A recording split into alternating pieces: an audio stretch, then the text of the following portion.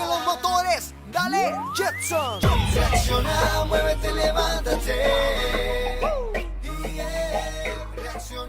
Muy buenas tardes, nuevamente nos estamos encontrando aquí 7 de la tarde en California para compartir otro tema más, para compartir a otra persona más, para también que ustedes conozcan no solo a través de las conferencias, sino que la conozcan un poco más de cerca. Hoy día una invitada de súper lujo, la verdad que una mujer entregada a la pastoral, entregada a la teología y sobre todo entregada a la vivencia. La vivencia, conversábamos hace unos minutos, la vivencia en la calle. Les quiero presentar a María José Torres, que a mí me confunde mucho porque en algunos barrios, diríamos aquí en Los Ángeles, en los malos barrios o en los barrios oscuros, más conocida como la Pepa Torres.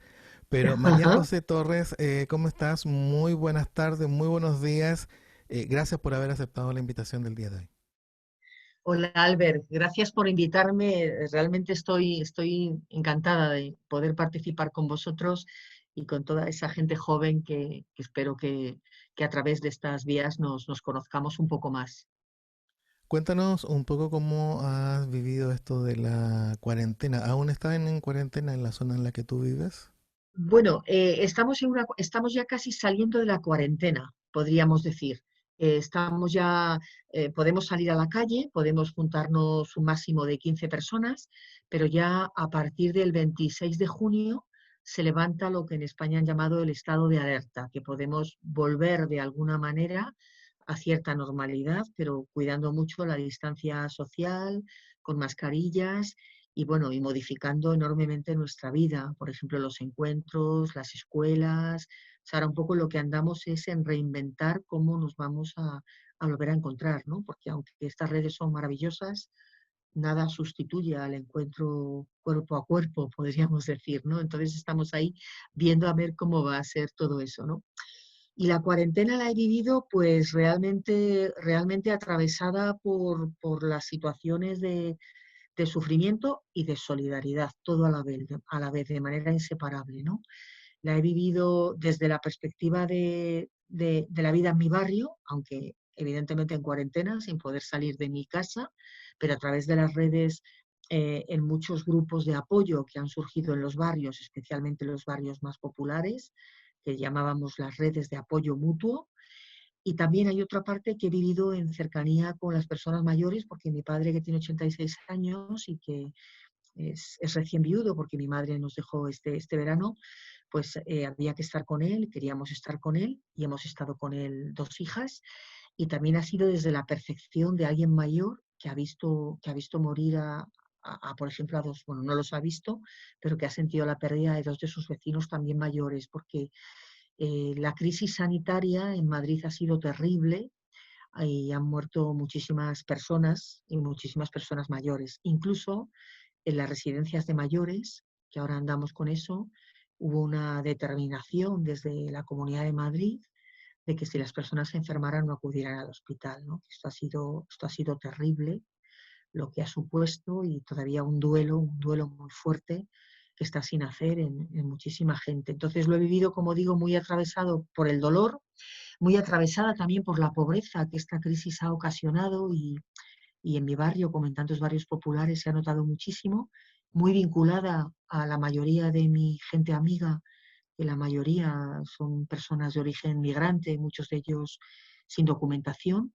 que han vivido también muchísima preocupación por lo que estaba pasando acá, pero también por lo que estaba viviendo sus familias en sus lugares de origen, ya sea Senegal, ya sea Ecuador, ya sea Nicaragua.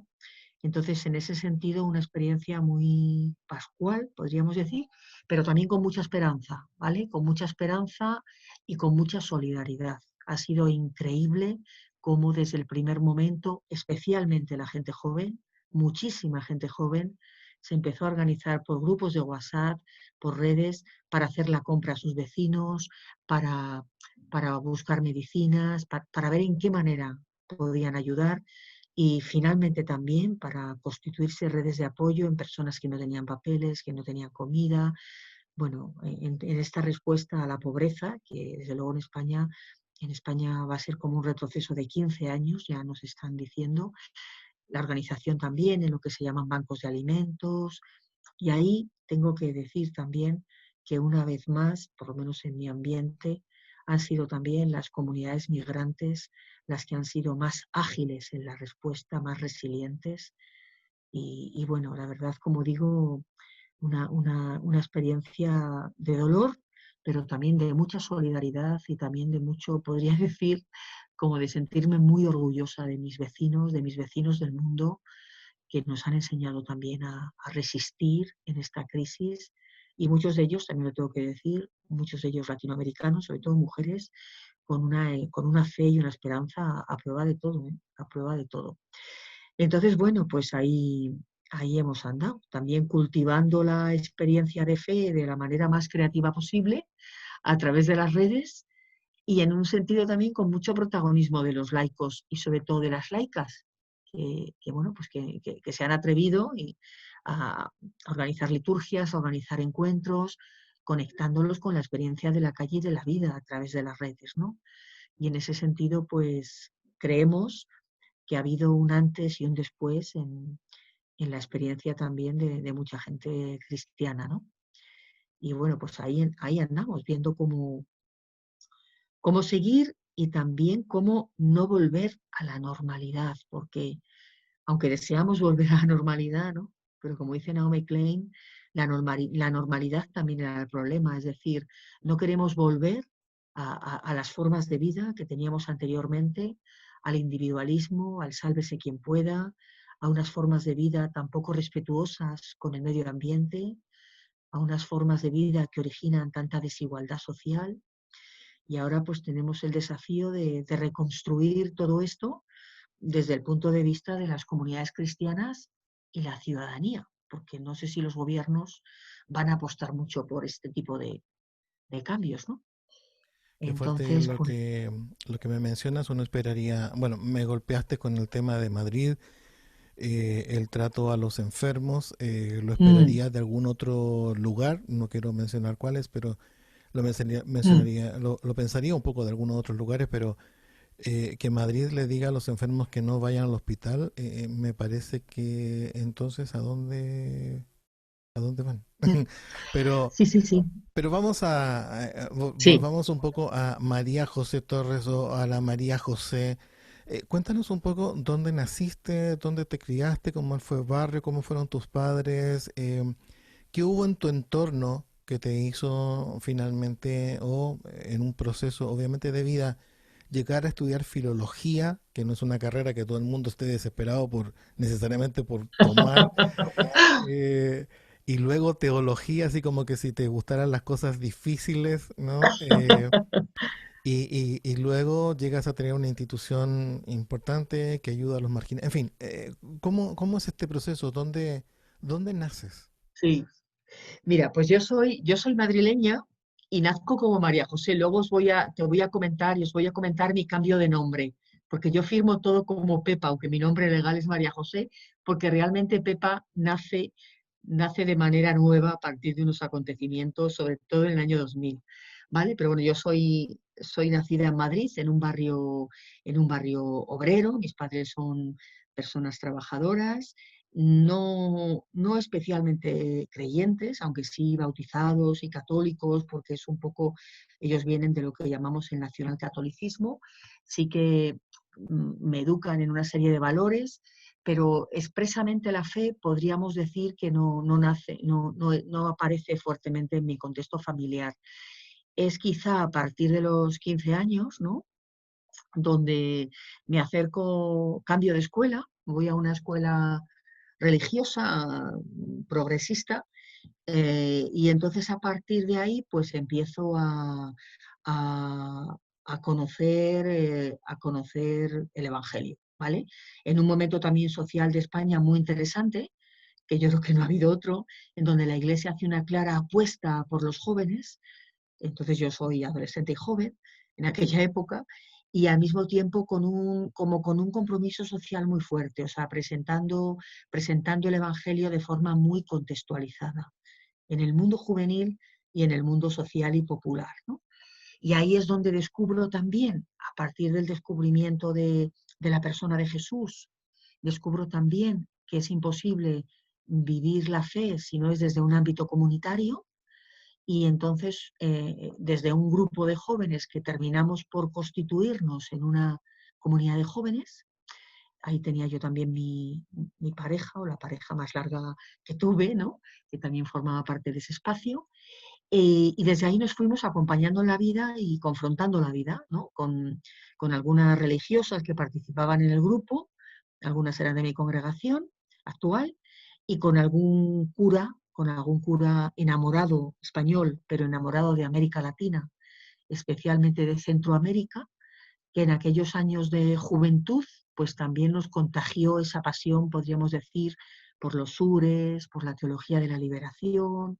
Y bueno, a partir de ahí fueron, en una época donde, como imagino que muchos jóvenes que me están escuchando, uno se hace preguntas y empieza a proyectar su vida, empezamos a proyectar la vida juntos de una manera que no esperábamos, ¿no? En mi caso concreto fue que a partir de los 18 años prácticamente decidimos un grupo de gente comprometernos en un barrio bastante marginal de Madrid, en una época muy dura de Madrid, que era la gran crisis que se llama ahora de la heroína, en donde muchos chavalillos que conocíamos empezaron a caer en la droga bestialmente y entonces en sus vidas, sus familias, pero sobre todo ellos, sus vidas atravesaron las nuestras, ¿no? Y eso nos fue llevando a compromisos fuertes en el barrio, a compromisos fuertes en los procesos de acompañar a los chicos, de desintoxicación, de muchas cosas. Algunos de mis compañeros de la comunidad cristiana siguen permaneciendo en aquel barrio, atravesados por aquellas experiencias, y yo en mi contexto, en aquel barrio, empecé también a trabajar en un colegio que tenían mis monjas en aquella época, y entonces a partir de la convivencia con ellas y de su proyecto de vida, pues me fui un poco dando cuenta que quería vivir como estas mujeres, ¿no? Me hizo un poco de crack la cabeza, los esquemas, porque yo nunca había pensado ser monja, bueno, no sé si evidentemente, pero nunca lo había pensado, y cuando las conocí dije, jo, si yo quiero vivir creo que quiero vivir como viven estas mujeres, ¿no? Y entonces me di cuenta que eso era ser monja, ¿no? Entonces me ayudó como a quitar esos prejuicios, me supuso antes también tener una ruptura con la persona con la que llevábamos tiempo compartiendo una relación. Y bueno, pues fue un poco así, hacer un camino en torno fundamentalmente al descubrimiento del Evangelio. Y una vez, por lo menos en mi situación, una vez que descubres el Evangelio, se te abren los ojos a la realidad de otra manera, te encuentras con el mundo de los pobres, no solo como un grito, como un reclamo, sino también como un anuncio, como un evangelio vivo, como una forma de vivir que también te seduce y te contagia, ¿no? Desde todos los milagros de la vida también que acontecen en el mundo de los empobrecidos.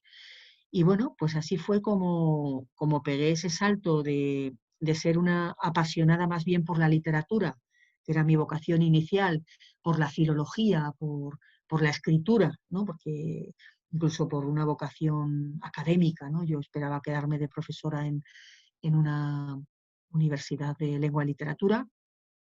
Pegué al salto desde el Evangelio a embarcarme en lo que es la cultura popular, los programas de alfabetización, la educación social, y bueno, pues todo eso sucede en esos años donde te estás planteando la vida, ¿no?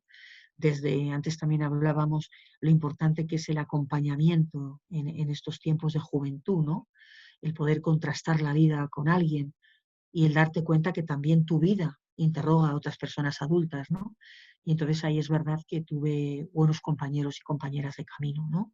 Adultos que me acompañaron, adultos también que se fiaron de los jóvenes, de nuestras búsquedas, de nuestras propuestas, que muchas veces rompían con historias de donde ellos venían. Y bueno, pues así es como nace de alguna manera mi vocación cristiana, que es verdad, va como muy unida a la vocación religiosa. No, no siempre es así, pero en mi caso fue así.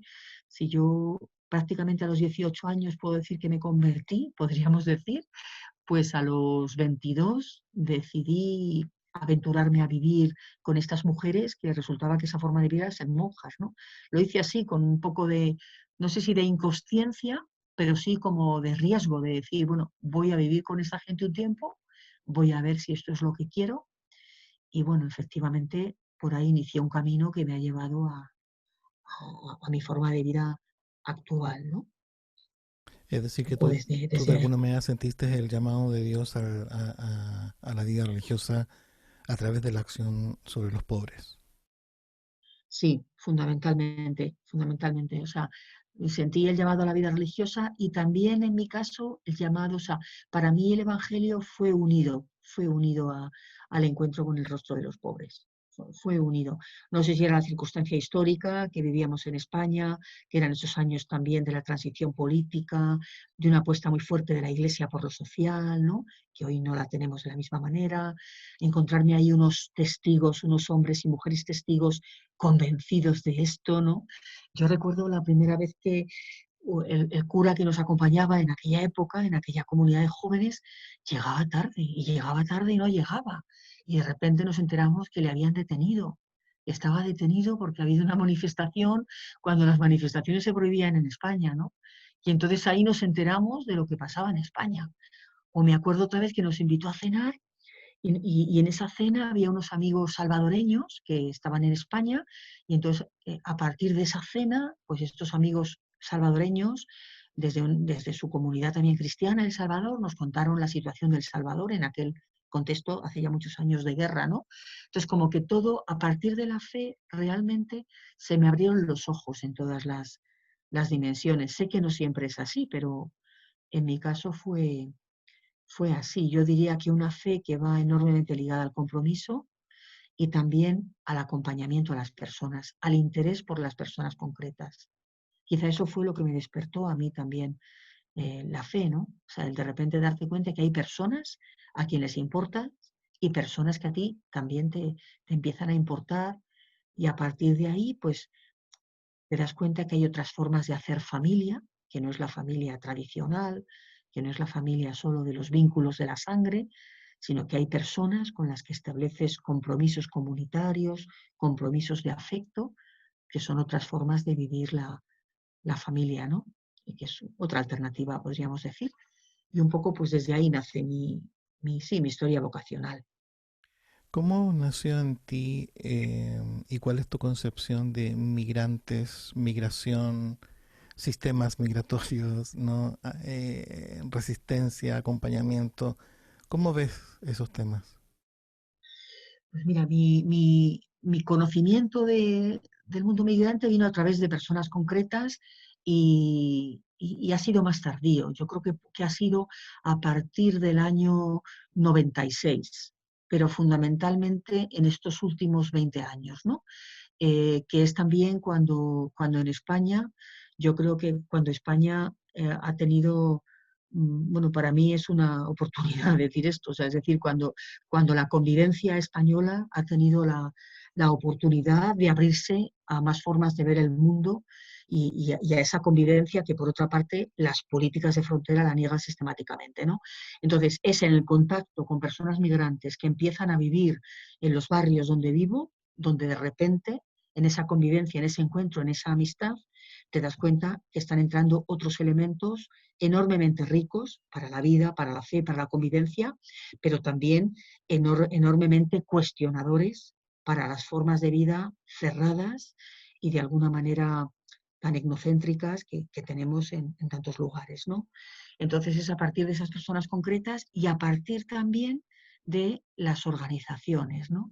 O bien de las comunidades cristianas, donde las personas migrantes, cuando son latinoamericanas, se van incorporando, que bueno, no me gusta generalizar porque las personas somos muy diversas, ¿no?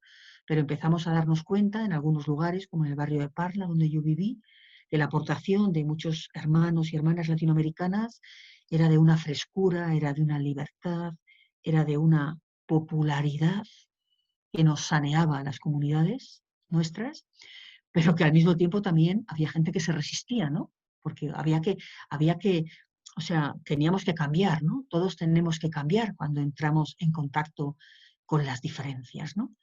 Y bueno, y entonces ahí estábamos los que queríamos cambiar y queríamos abrirnos y queríamos también como generar comunidades de alguna manera con esa novedad desde esa acogida profunda y de ese recibir las aportaciones de otros pueblos, que bueno, pues que ahí siempre pasa todo tipo de cosas, pero bueno, yo tuve la suerte de que estas personas me abrieran la mente y la sensibilidad y también la conciencia social, porque realmente una de las heridas más sagrantes que hay hoy en el mundo y especialmente en Europa, por ejemplo, es todo el tema del el derecho de la gente a migrar y también el derecho de la gente a no migrar, ¿no? A no migrar. Y es fundamentalmente luego en estos 20 años la decisión de venir a vivir al barrio donde hoy vivo, que es un barrio enormemente intercultural, donde convivimos más de 100 nacionalidades. La decisión de venir aquí a vivir fue buscando eso, fue buscando una convivencia con esta ciudadanía global y fue buscando también una organización social e incluso política, diríamos, donde las personas migrantes sean lo que son, sujetos de sus propios proyectos y donde otras personas acompañemos y colaboremos en la construcción de una ciudadanía donde no haya gente con papeles y gente sin papeles, ¿no? Entonces, en ese sentido, para mí ha sido fundamental. O sea, yo en mi vida no me gusta utilizar la palabra migrante, pero no sé qué otra utilizar, pero mi vida está llena de personas que yo digo que somos amigos del mundo, que hemos cruzado la vida de diferentes maneras y que tenemos que seguir cruzándola y sobre todo que tenemos que cambiar también las leyes para que realmente todos podamos desarrollar vidas dignas, ¿no? En ese sentido, para mí la migración es una oportunidad inmensa, pero es un dolor inmenso, pienso, para los pueblos donde la gente se siente obligada a migrar, ¿no? En medio de todo esto, lo que hay es amistad, es vínculo, es familia, es fiesta, es reivindicación, es fe compartida, es diálogo interreligioso, especialmente en el caso del mundo musulmán, que también es un mundo al que estoy muy vinculada por muchos amigos y amigas. Y sobre todo es que la tierra es de todas, que es un bien común, que es una casa común y que las fronteras, el dinero, los mercados no pueden tener la última palabra, sino la fraternidad humana, ¿no? Y un poco ahí es donde me muevo, en ese mundo de amistad, de vecindad y de luchas migrantes, ¿no? Y de cuestionamientos al sistema, ¿no? En mi caso concreto, desde el Evangelio de Jesús, ¿no? Yo creo que la universalidad del Evangelio nos llama precisamente a eso, a saltar fronteras, que sé que no es nada fácil, porque son las fronteras externas y también las fronteras internas. Todos los desaprendizajes que tenemos que hacer todas las personas cuando entramos en contacto con los diferentes, cuando somos diferentes, porque todos somos diferentes, pero al mismo tiempo todos somos humanos, todos somos iguales, ¿no? Entonces, en ese sentido, a mí la migración me ha cambiado la vida, me ha cambiado el nombre. De hecho, yo soy Pepa y firmo como Pepa porque así era muy difícil que mis amigos, mis vecinos o la gente con la que estoy organizada, por ejemplo, bangladesí, pakistaní o marroquí era un poco más fácil, pero difícil, dijeran María José. Y entonces un nombre popular de María José es Pepa en castellano y entonces yo, en cuanto llegué al barrio y vi que no me podían llamar por mi nombre, dije, soy Pepa. Y entonces Pepa nace de ahí, no sale de ese encuentro afectivo, sino de una toma de conciencia. Pero se les hacía difícil por el idioma que traen. Efectivamente, Okay. efectivamente. Y entonces, bueno, Pepa nace de esa toma de conciencia de un mundo más universal, de un mundo sin fronteras y de un mundo con una ciudadanía, con el derecho a todas las personas a la ciudadanía, ¿no? Nace Aquí de en ahí. California normalmente cuando hablamos de migrante, claro, depende del ambiente en el que estás desarrollando el tema, pero cuando hablamos de migrantes es fundamentalmente latinoamericanos y más aún, mientras más frontera es, mexicanos. Ahora, claro, una gran cantidad de salvadoreños y gente de Guatemala Sí, eh, hacen los números, digamos, mayores de... Pero también hay asiáticos y de otros lugares que por algunos motivos no suelen verse. Tú tienes ahí una experiencia también con gente de otros lugares. Acabas de mencionar 3 o 4 naciones.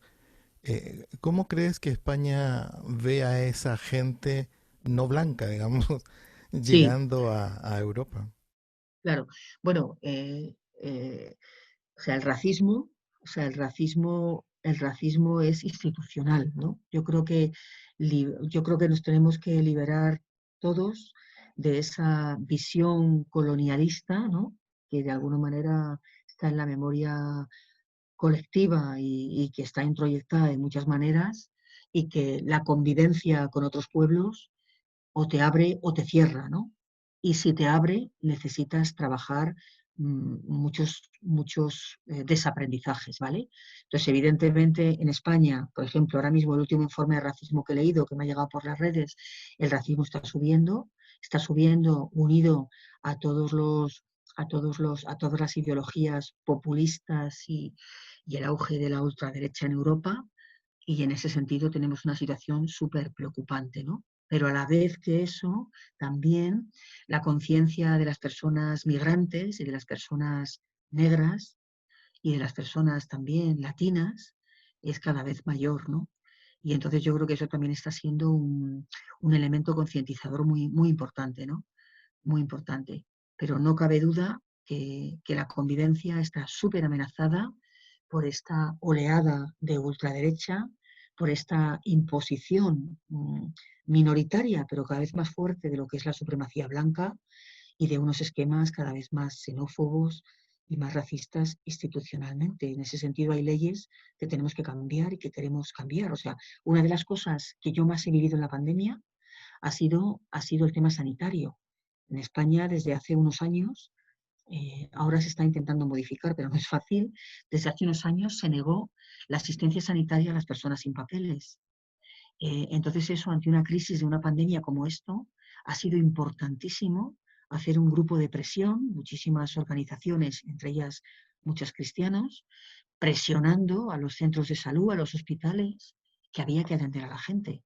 Entonces hemos hecho ahí grupos de presión, mucho personal sanitario también implicado en esto, y ahí ha sido fundamental también la potencia de las organizaciones migrantes. Por ejemplo, dentro de la comunidad bangladesí, y yo estoy muy vinculada a ella, se ha formado una red de intérpretes voluntarios, porque aquí ha muerto una persona en el barrio por barrera idiomática, porque no hablaba castellano. Y las líneas telefónicas donde se marcaban las orientaciones, si se tenía COVID en un primer momento, que las orientaciones eran telefónicas porque inicialmente no todo el mundo iba al hospital, esta persona murió porque no entendía la lengua y porque en esa línea no hay intérpretes, ¿no? Entonces, este derecho a ser atendido, y como decimos en una campaña que estamos llevando, si no me entienden, ¿quién me atiende? Esto ha sido algo fuertísimo en esta pandemia, ¿no? Y ahí hemos estado juntos, personas bangladesíes, organizadas voluntariamente, defendiendo este derecho y al mismo tiempo ofreciéndose como intérpretes a los hospitales, haciendo todo esto por teléfono, personas autóctonas como yo, personas latinas, o sea, personas del mundo que entendemos que la salud y la vida es un derecho para todos, ¿no? Entonces, esa mezcla de identidades, yo creo que es fundamental, ¿no? Y que ahí es verdad. O sea, ¿cómo hemos ido consiguiendo esto en este barrio? Pues a base, como diría el Papa Francisco, a base de cultivar cultura del encuentro, espacios de encuentro, lugares de convivencia, aprendizajes de nuestras diferentes culturas, mm, descubrir que el otro siempre es un sujeto, siempre tiene algo que ofrecer y una historia de vida que ofrecer también, ¿no? Y no un objeto, entre comillas, al que ayudar, con el que hacer caridad. No tiene nada que ver esto, ¿no? Sino que las personas tenemos todas posibilidades, tenemos riquezas, y lo importante es entrar en diálogos de vida, de fe, diálogos sociales, interculturales, ¿no? Para que se generen ahí cambios en la convivencia, ¿no? Un poco desde ahí, pero ciertamente. O sea, el otro día en Madrid tuvimos un acto con el tema de las vidas negras importan, ¿no? O sea, todo lo que está pasando en Estados Unidos no es tan ajeno. O sea, tiene sus peculiaridades, por supuesto, ¿no? Pero actos racistas están pasando, policía racista y en muchos sitios, leyes racistas. En España, por supuesto, también las hay, ¿no? El hecho de que una persona muera por barrera idiomática no deja de ser un acto racista, ¿no? Considerar que todo el mundo, o sea, considerar que no haya dispositivos en otras lenguas para que la gente pueda ejercer su derecho para salud, ¿no? Acabamos de sacar un libro muy bonito, que por cierto está todo leído con voces latinas, porque el recopilador ha sido un compañero argentino, que se llama Lengua o Muerte, y es donde recogemos la experiencia de las personas que estuvimos más cerca de la familia de Mohamed Hussein, que es esa persona que ha muerto, y en donde hablamos de eso, ¿no? De cómo la lengua no es algo accesorio, la lengua es una forma de vivir, de entender la vida, y bueno, es un pequeño homenaje que le hemos hecho a Mohamed Hussein, que es este hombre que murió, pero sobre todo para que no se repita, ¿no? Entonces, hay muchas Querida, formas de racismo. querida María José, déjame preguntarte algo que me parece bastante profundo y muy oportuno, sin duda, en los momentos que estamos viviendo. ¿Cómo hablar de resurrección en momentos en Ujú. que parece que el Vía Crucis no tiene final? Ajá, ajá. Sí, pues, bueno, primero yo creo que para hablar de resurrección, primero hay que vivir algo de resurrección, ¿no? Y ninguna palabra puede nacer si no es desde una experiencia, aunque sea balbuceante, de lo que se está viviendo, ¿no? Segundo, yo creo que la experiencia de resurrección va unida siempre a la Pascua y por lo tanto es inseparable también del dolor y del sufrimiento. Lo que pasa es que yo creo que en medio de los escombros, en medio del sufrimiento, en medio de los escombros, en medio de la muerte de esta pandemia, yo creo que también podemos redescubrir, redescubrir luces, redescubrir resistencias, redescubrir solidaridades, redescubrir incluso muertes generosas. Tú ya me contaban, ¿no? De una persona que cedió su respirador, ¿no? Aquí el problema que ha habido es que no había respiradores, o sea, en el colapso de los hospitales no había respiradores suficientes para todo el mundo, justo por la privatización de la sanidad pública, y eso ha sido terrible, eso ha sido terrible. Eso también me comentaba una médica amiga, todo lo que han vivido, y me decía, por ejemplo, una persona con 78 años que dijo, no, no, no, no, no quiero respirador, dárselo a una persona joven, ¿no? Bueno, pues esas cosas también han pasado en la pandemia, ¿no? Un poco cómo rescatar experiencias de luz, de vida, en medio de tanto dolor, ¿no? Y yo pues, tengo la suerte de captar algunas, ¿no? O sea, por ejemplo, tengo un amigo, un compañero, mi hermano Mohamed Fadl Elahi, un bangladesí, un buenísimo musulmán en el sentido de que para él la religión le vincula con la vida y con los prójimos, ¿no? Que está bastante enfermo, con una enfermedad crónica me refiero, y que ha estado todo el tiempo, junto con otros paisanos, liderando la organización de su comunidad en todo el tema de cuidados, de alimentación, de salud. Lo ha hecho desde las redes, pero que en algunos momentos ha salido a la calle a hacerlo, que le decíamos, el Aji no puede salir, el Aji no puede salir, ¿no?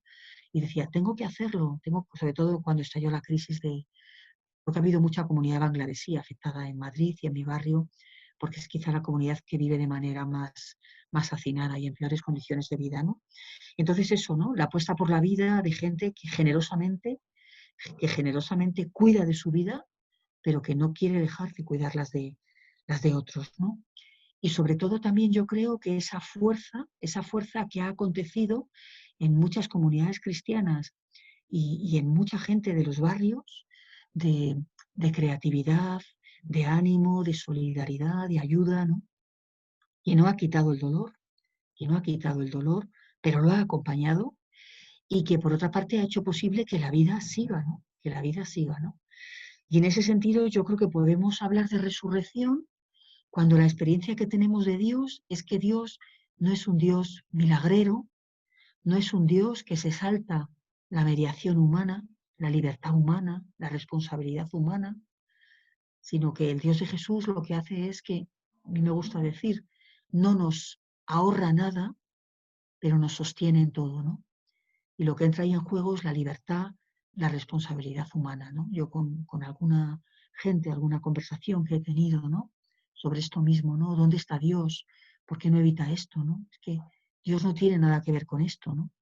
Esta crisis es fruto de la crisis de civilización inmensa que vivimos, del maltrato que le damos a la tierra, del expolio de los bienes comunes, de que la sanidad, por ejemplo, no sea un derecho público para todos, que eso en España ha sido causa de muchísimas muertes, porque no había materiales adecuados, no había profesionales, no había camas, ¿no?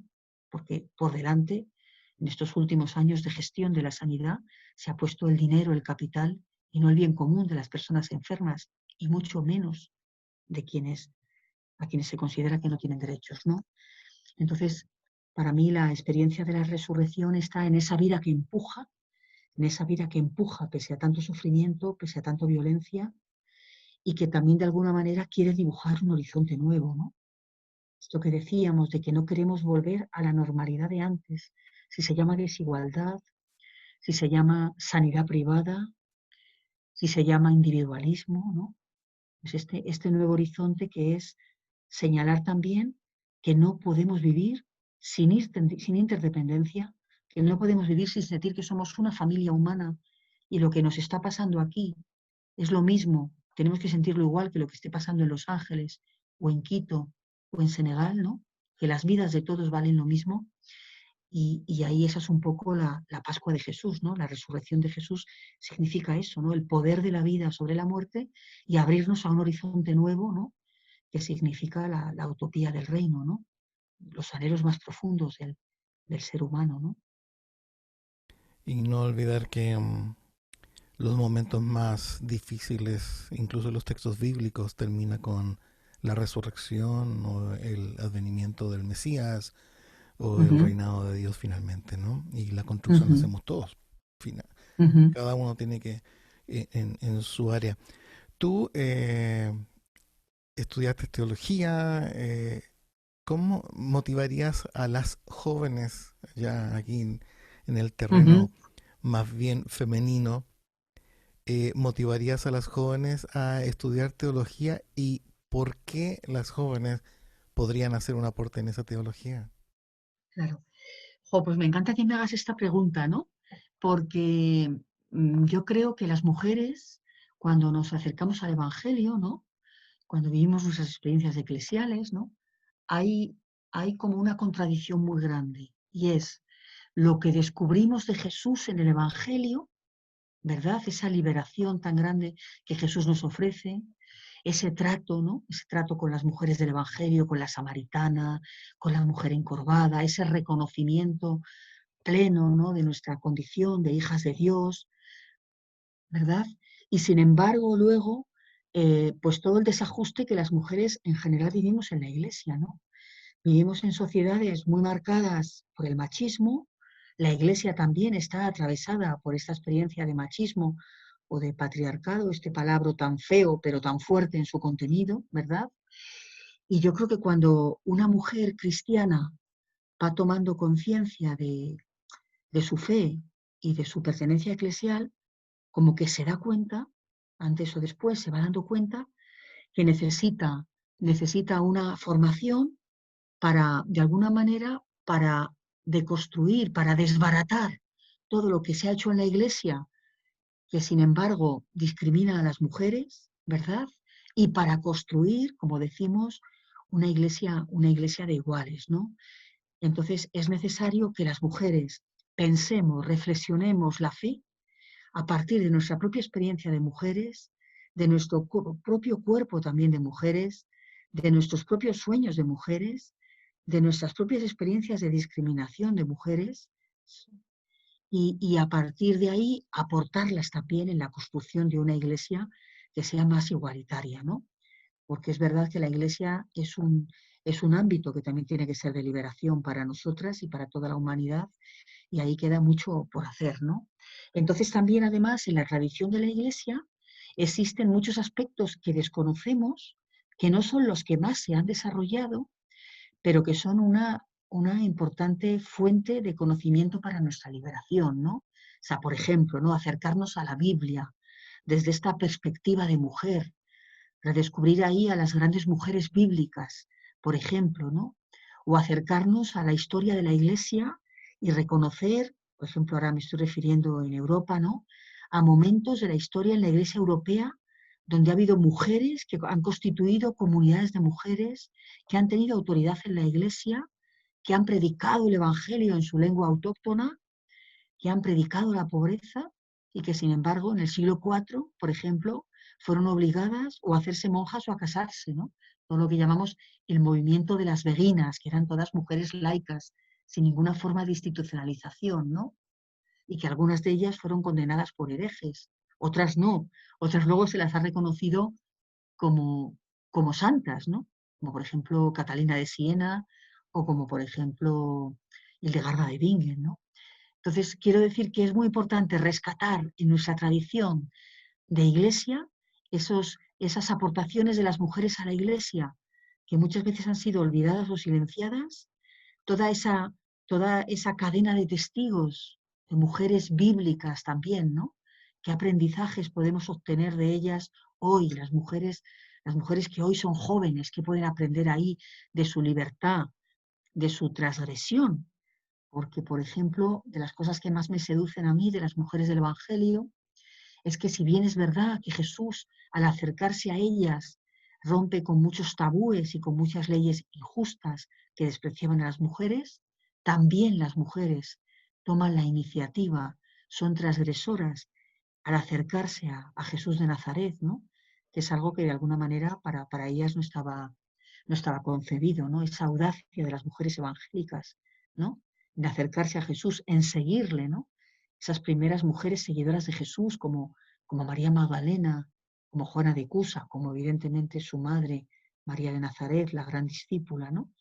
Cómo recuperar un poquito todo esto y al mismo tiempo cómo aportar hoy, desde las inquietudes de las mujeres jóvenes, esa aportación que la Iglesia necesita de transformación, de revitalización, ¿no?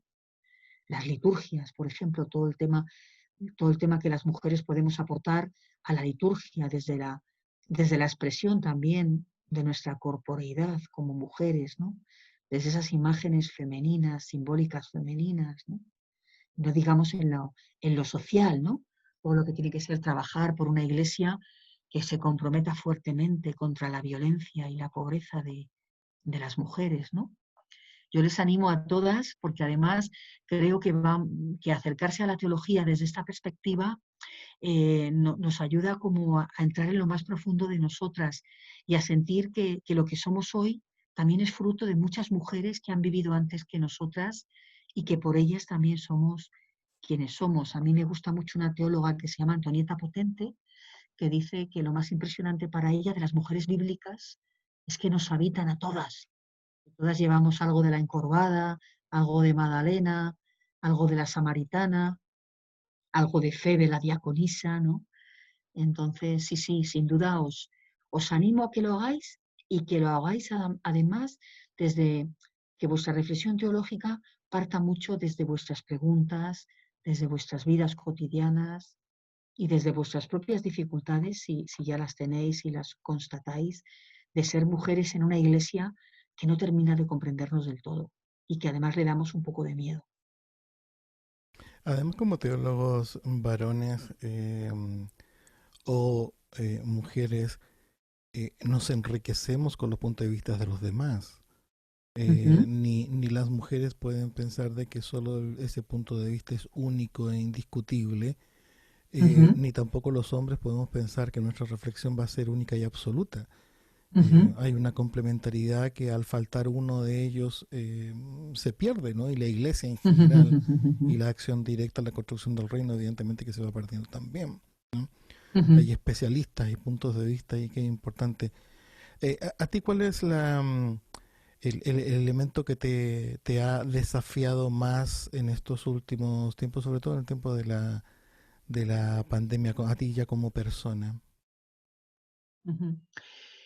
Quizá lo que más me ha tocado es un poco lo que antes decías, ¿no? Cómo señalar la esperanza en medio de una situación de difícil salida, ¿no? Y en la que estamos realmente. Estamos atravesando, estamos saliendo, en España por lo menos estamos saliendo de algo que es la crisis sanitaria, que aún no hemos salido porque se supone que va a haber rebrotes, pero estamos entrando en la inmensa crisis social, en el inmenso agujero de la pobreza, ¿no? Entonces, como en esta situación, señalar la esperanza, señalar también algo que antes he dicho. Yo creo que algo que hemos descubierto con mucha fuerza es que solamente podemos sobrevivir en comunidad, ya sea en comunidad cristiana, los que somos cristianos, o en comunidad humana, ¿no? Entonces, este aspecto, ¿no?, de la comunidad, del cuidado también de la vida, ¿no?, que fundamental es recuperar el evangelio del cuidado, la buena noticia de Jesús sobre el cuidado. El amor es cuidado, y el cuidado tiene que ser personal, social, mundial, de la tierra, ¿no?